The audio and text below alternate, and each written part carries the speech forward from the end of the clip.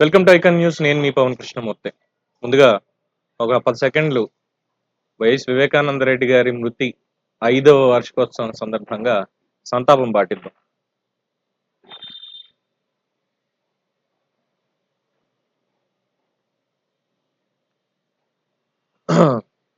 ఏం చెప్పుకోవాలండి, 5 సంవత్సరాలు సరిపోయింది.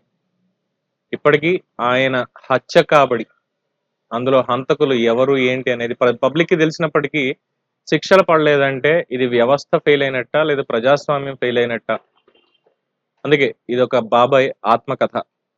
ఈ ఆత్మకథలో ఈ రోజు మనం ఒక 2 వీడియోలు చూద్దాం. ఇక్కడ ఒకటి తన కుమార్తె మాట్లాడినటువంటి మాటలు, అలాగే తన అన్నగారి కుమార్తె అయినటువంటి షర్మిల మాట్లాడినటువంటి వీడియోలు ఒకసారి ఇక్కడ చూద్దాం. ఒక భవనాల్ని కట్టించేటప్పుడు వాటికి పునాదులు అన్నది చాలా చాలా ముఖ్యం.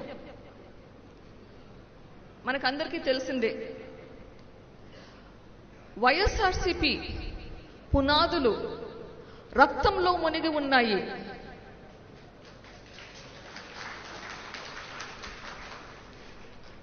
వివేకానంద రెడ్డి గారి రక్తం, కోడికత్తి శ్రీను గారి రక్తం. అన్నా అని పిలిపించుకున్న వాడే ఈరోజు హంతకులకు రక్షణ కల్పిస్తున్నాడు. కాబట్టి ఈ రోజు వరకు కూడా చిన్నాన విషయంలో న్యాయం జరగలేదు, చిన్నాన ఆత్మకు శాంతి కలగలేదు అన్న ఆవేదన. అందుకే సునీతకు మాటిస్తున్నా, చిన్నమ్మకు మాటిస్తున్నా, ఎవరు నిలబడినా నిలబడకపోయినా రాజశేఖర రెడ్డి బిడ్డ మీకు అండగా ఉంది. హత్య చేసిన వారికి శిక్ష పడాలి అని చేస్తున్న ఈ న్యాయ పోరాటంలో, ధర్మ పోరాటంలో సునీతకు నేను ఒక ఆయుధం అయితా. యావత్ తెలుగు ప్రజలందరూ, ఆంధ్ర రాష్ట్ర ప్రజలందరూ, తెలుగు ప్రజలందరూ ఒక నిర్ణయం తీసుకోవాలి. న్యాయం పక్షాన నిలబడాలి అని ఒక నిర్ణయం తీసుకోవాలి. నిజం పక్కన నిలబడాలి అని ఒక నిర్ణయం తీసుకోవాలి. న్యాయం గెలవాలి, ధర్మం గెలవాలి, హత్య రాజకీయాలను చీకొట్టాలి. హంతకులను కాపాడుతున్న వాళ్లకు కూడా ఒక గుణపాఠం కావాలి, నిజం గెలవాలి. చూసారుగా. ముందుగా షర్మిల్ గారి మాటలు ఇక్కడ తీసుకుంటే, ఏ నోటితో అయితే అన్నా అని పిలిచానో ఇప్పుడు పిలవలేకపోతున్నా, అదే అన్న ఇప్పుడు అన్యాయం చేస్తున్నాడు, కుటుంబ సభ్యులకి అన్యాయం చేస్తున్నాడు. మరి ఎలాగా? న్యాయం చెయ్యి అని అడిగితే చేయకుండా వెళ్ళిపోయాడు. హంతకుల్ని కాపాడుతున్నాడు. రాజకీయంగా ఇంట్లో వాళ్లే, ఇంటి బంధువులే బాబాయ్ని తుదముట్టించారు. నాన్నగారికి ఎంత క్లోజ్ గా ఉండేవారు, నాన్నగారు రాజకీయాలను ఎలా చూసుకున్నారు అందరికీ తెలిసింది అంటూ ఆవిడ మాట్లాడినటువంటి తీరు. జగన్మోహన్ రెడ్డి గారి చేతులు రక్తంతో తడిచాయి, రక్తంతో తడిచాయి. ఎస్, ఆ రోజు జరిగినటువంటి సంఘటనలు ఇప్పటికీ కూడా మనకి కనిపిస్తూనే ఉంటాయి. ఏంటంటే, వివేకానంద రెడ్డి గారు రాత్రి 11 గంటలకి ఇంటికి వెళ్ళారు, ప్రచారం ముగించుకొని మళ్ళీ పొద్దున ఎక్కడికో వెళ్ళాలని. తెల్లవారుజామున 6 గంటలకి వివేకానంద రెడ్డి గారు మరణించారు అనేటువంటి వార్త రావడం, తర్వాత గుండెపోటుతో మరణించారు అనేటువంటి వార్త స్ప్రెడ్ అవ్వడం సాక్షి ఛానల్లో. దాని తర్వాత విజయసాయి రెడ్డి గారు 12 గంటలకు వచ్చి సంభ్రమాశ్చర్యాలకు లోనయ్యాను అని చెప్పడం, వివేకానంద రెడ్డి గారు మరణించడంతో అని. ఆ తర్వాత మిస్టరీ మర్డర్ అయిపోయింది. తర్వాత ఫోటోలన్నీ బయటకు వచ్చేసరికి ఖచ్చితంగా ఇది ఒక రాజకీయ ప్రేరేపిత హత్య, ఎన్నికల స్టంట్లో భాగంగానే జరిగింది. ఎందుకనంటే అంతకుముందే కోడికత్తి ఇష్యూ బెడిసి కొట్టడంతో, దాని తర్వాత జరిగినటువంటి సంఘటన మనం పరిగణలోకి తీసుకుంటే, ఆ రోజున్నటువంటి రాజకీయ కారణాలు, వాళ్ళ ఎత్తులు పై ఎత్తులు, వీటిల్లో బలిపశువుగా మారిపోయింది వైఎస్ వివేకానంద రెడ్డి గారి అనడంలో ఎటువంటి సందేహం అయితే లేదు.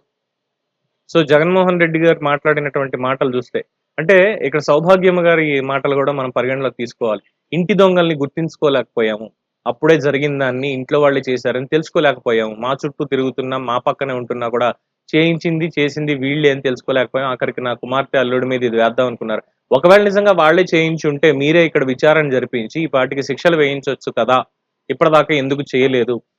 సిబిఐ ఎంక్వైరీ కావాలన్నటువంటి జగన్మోహన్ రెడ్డి ఎందుకు సిబిఐ ఎంక్వైరీ అవసరం లేదన్నారు? ఇవన్నీ కూడా ఆవిడ కూడా చెప్పుకుంటూ వచ్చారు. ఈ రోజు ఉన్నటువంటి పరిస్థితి ఏంటి? అయితే ఇక్కడ ఇంకొక మాటని మనం గుర్తు చేసుకోవాలి. ఇటీవలే ఎన్డీఏ కూటమి బలోపేతం అవ్వడానికి తెలుగుదేశం పార్టీ, జనసేన కూడా చేరి ముగ్గురు పొత్తు పెట్టుకున్నారు ఆంధ్రప్రదేశ్లో ఎన్నికలకు సంబంధించి. రైట్, నరేంద్ర మోడీ గారు ప్రధానమంత్రిగా ఉన్నారు.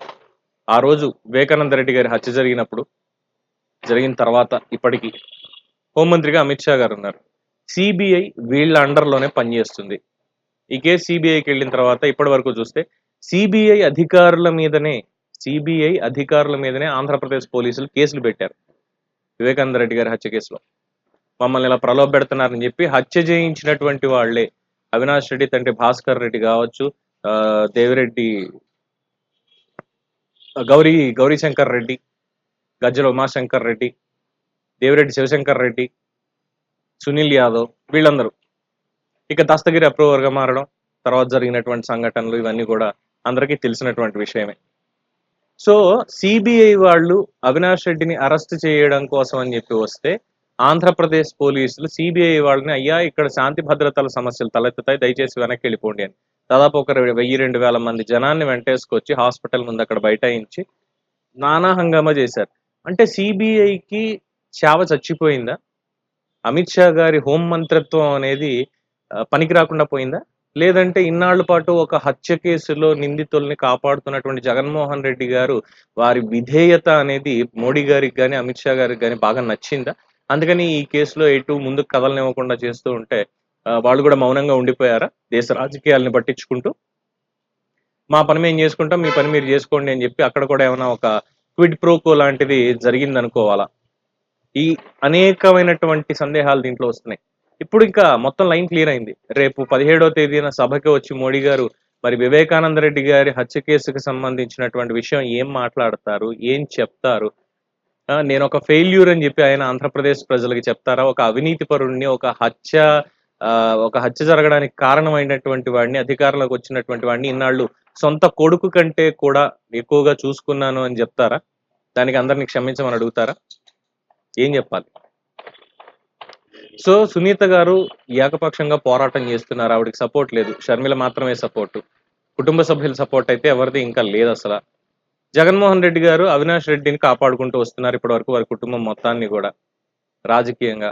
సో ఇప్పుడు వచ్చి ఆయన పలికేటువంటి చిలక పలుకులు చూస్తూ ఉంటే ఇంకా మహామహా నటులు కూడా ఆయన ముందు పనికిరారేమో అనిపిస్తుంది. ముఖ్యంగా ఆయన నెరేట్ చేసినటువంటి తీరుని మనం ఒక్కసారి జ్ఞప్తి తెచ్చుకోవాలి. ఆ రోజు బాబాయ్ని ఎక్కడ ఎలా చంపారు, ఏం చేశారు, గొడ్డలతో ఎక్కడ నరికారు, ఎలా నరికారు. గొడ్డలతో నరికి ఆయన చేతి రాత ఆ లెటర్లో ఎలా ఉందో చూసాం కదా, నరికి మరి రాయించారు. డ్రైవరే చేశాడు, ఏమనకండి, ఇచ్చేయకండి, అది ఇది అని చెప్పి. అంతటి ఘోరంగా జరిగినటువంటి దాన్ని ఒక పావుగా వాడుకొని అధికారంలోకి వచ్చారు. అలాగే సునీత గారు ఇంకో మాట అన్నారు, నాన్న రక్తంతో వైఎస్ఆర్సిపి పునాదులు ఉన్నాయి అని. ఎస్, వైఎస్ఆర్సిపి ఎలాగ ఎదిగి ఎలా అధికారంలోకి వచ్చింది అంటే జగన్మోహన్ రెడ్డి ముఖ్యమంత్రి పీఠం కింద వివేకానంద రెడ్డి గారి పార్థివ దేహం ఉంది. ఖచ్చితంగా ఆయన రక్తాన్ని తన కాళ్ళకి పూసుకుని మరి అధికారంలోకి వచ్చాడు జగన్మోహన్ రెడ్డి గారు అంటున్నారు. సో ఆత్మకథలో మరి ఇక క్లైమాక్స్ చేరినట్టే అనుకోవాలి.